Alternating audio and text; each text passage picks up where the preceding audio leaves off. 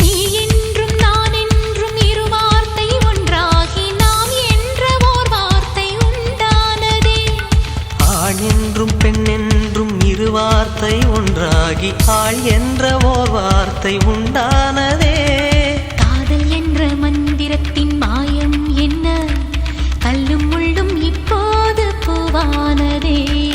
வானவில்லின் துண்டொன்று மண்ணில் வந்து யாருக்கும் சொல்லாமல் பெண்ணானதே. தென்மேற்கு பருவக்காற்று தேன்